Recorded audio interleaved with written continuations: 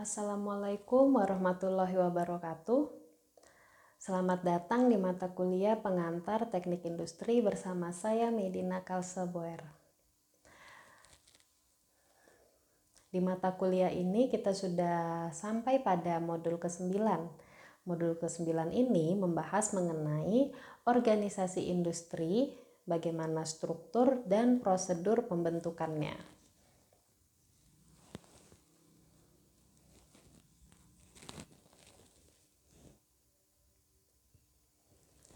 Revolusi industri terjadi sekitar pertengahan abad ke-18 yang mempengaruhi perubahan teknologi. Hal ini tentu berdampak pada perubahan situasi dan kondisi kerja. Oleh karena itu diperlukan pendekatan sistematis di dalam perorganisasian atau pengelolaannya. Maka diperlukan pengembangan teori-teori maupun prinsip dasar manajemen untuk mengelola industri secara optimal.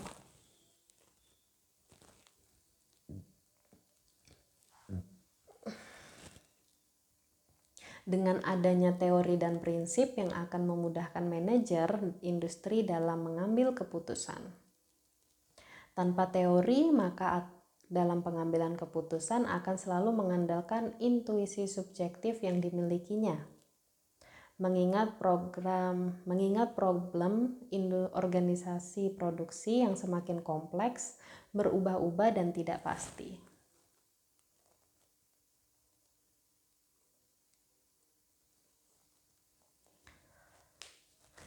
Teori atau prinsip tentang organisasi kerja bisa dikelompokkan ke dalam 3 pemikiran atau pandangan, yaitu yang pertama adalah teori klasik yang menekankan pada pendekatan ilmiah dan teori organisasi klasik. Yang kedua ada teori yang lebih menekankan pada hubungan antar manusia dan perilaku-perilakunya.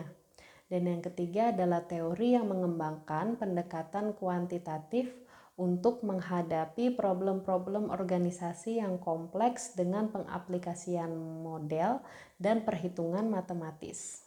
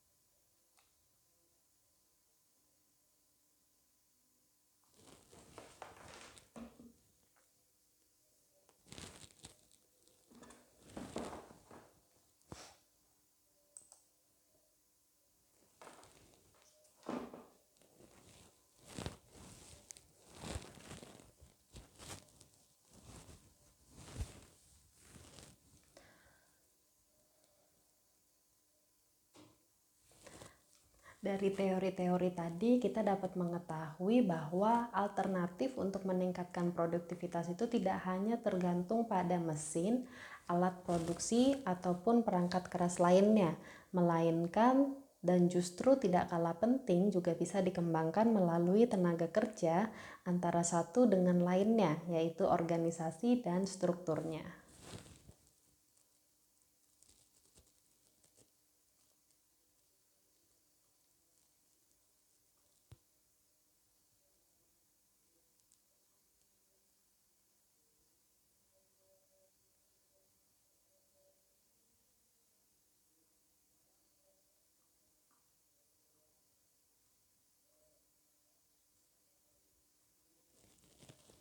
Manusia sendiri sebagai komponen organisasi, meskipun terikat dalam suatu kesatuan kerja yang terintegrasi dengan lainnya, bagaimana juga akan tetap memiliki kemauan atau kehendak bebas. Kehendak bebas ini pada dasarnya merupakan ekspresi dari ego atau kelakuan yang ada di dalam dirinya. Keinginan atau kehendak bebas ini untuk memperjuangkan kepentingan diri sendiri jelas tidak akan dijumpai dalam komponen mesin. Di samping memiliki kehendak bebas, manusia juga memiliki kesadaran akan kekelompokannya. Hal tersebut sesuai dengan teori hierarki kebutuhan Abraham Maslow. Akan menyebabkan manusia secara emosional selalu ingin diterima, diberi tempat, diakui eksistensi dirinya oleh kelompoknya.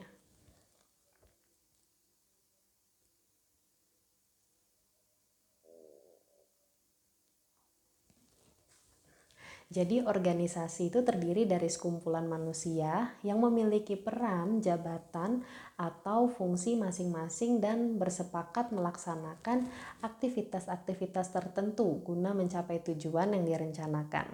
Pengorganisasian kerja sebagai salah satu fungsi dasar manajemen dapat dipandang sebagai proses menetapkan hubungan-hubungan baik secara vertikal maupun horizontal antar berbagai sumber daya yang dimiliki organisasi. Sebuah organisasi yang terbentuk secara formal akan memiliki kejelasan-kejelasan dalam hal struktur formal, peran dan fungsinya, hierarki, dan interaksinya.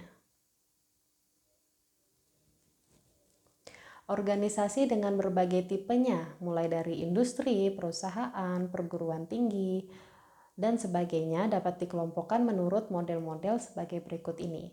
Yang pertama adalah community model, di mana model dilihat sebagai sebuah kumpulan orang. Di sini organisasi diasumsikan memiliki sejumlah nilai yang didukung dan menyatukan para anggotanya dalam suasana yang bebas dan akrab seperti halnya yang mereka jumpai di rumah masing-masing. Semakin besar struktur dan volume organisasi akan memperlemah asumsi ini. Berikutnya adalah bureaucratic model. Model ini akan melihat organisasi sebagai suatu sosok yang memiliki bentuk struktur yang tersusun secara hierarkis dan berdasarkan fungsi-fungsi serta tugas-tugas yang terspesialisasi secara konkret. Yang kedua, berjalan berdasarkan aturan-aturan yang rasional dan tidak pandang bulu. Yang ketiga adalah terkoordinasi untuk diarahkan atau dikendalikan menuju tercapainya sasaran-sasaran tertentu.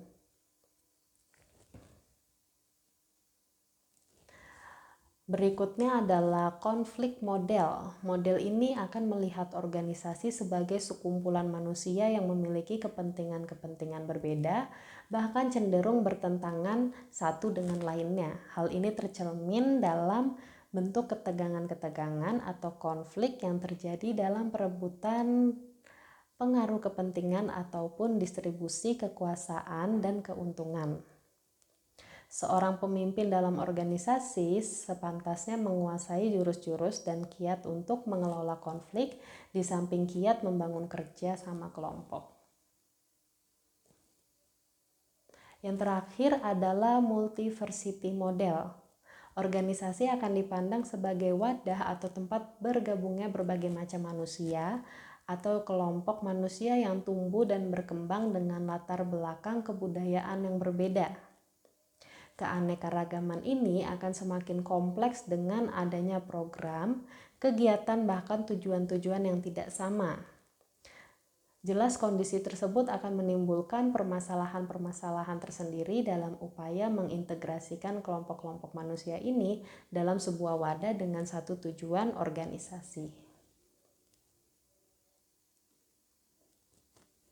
Masalah pokok yang sering dihadapi oleh seorang pemimpin organisasi adalah bagaimana cara mengefektifkan kegiatan kerja organisasi agar bisa mencapai tujuan-tujuan formalnya dengan tetap mempertahankan keseimbangan internal di antara anggota-anggotanya dalam jangka panjang.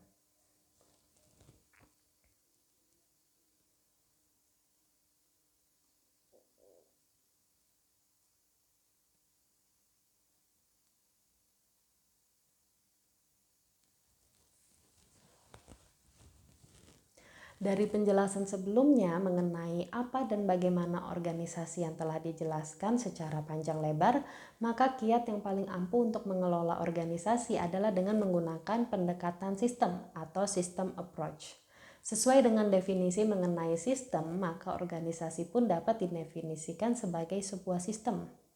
Sistem jika didefinisikan sebagai gabungan dari elemen-elemen sistem atau yang lazim disebut dengan subsistem yang saling berkaitan atau dihubungkan oleh suatu proses atau struktur dan berfungsi sebagai kesatuan organisasi dalam upaya menghasilkan sesuatu.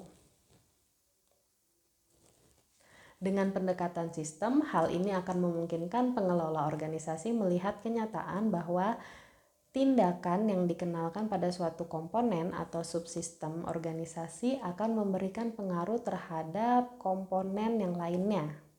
Proses analisis pendekatan sistem ini akan memberikan kesadaran bagi pengelola organisasi bahwa setiap sistem pada hakikatnya merupakan subsistem dari sistem yang dimaksudkan.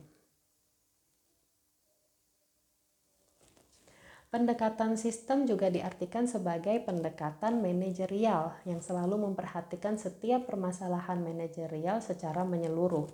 Setiap pemecahan masalah dan pengambilan keputusan manajemen haruslah dianalisis dengan melihat keterkaitan hubungan antar satu masalah dengan masalah lainnya.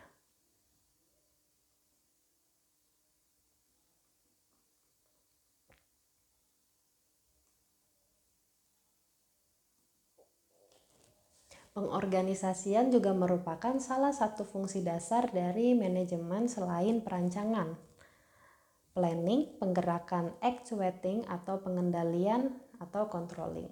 Dengan pengorganisasian ini, maka akan memperjelas definisi dan pengertian manajemen sebagai the art of getting things done through other people.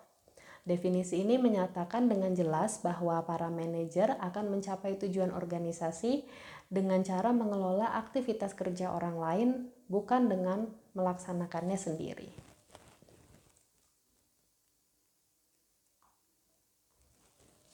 Pengelolaan organisasi tidak bisa dijalankan dengan berdasarkan pendekatan-pendekatan kuantitatif yang bertumpu pada logika maupun rasionalitas yang serba pasti, tetapi juga harus memperhatikan hal-hal yang terkait dengan perilaku individu maupun kelompok manusia yang merupakan komponen-komponen organisasi yang dominan. Sekian materi dari saya untuk mata kuliah pengantar teknik industri di modul ke-9. Sampai jumpa di pertemuan berikutnya. Wassalamualaikum warahmatullahi wabarakatuh.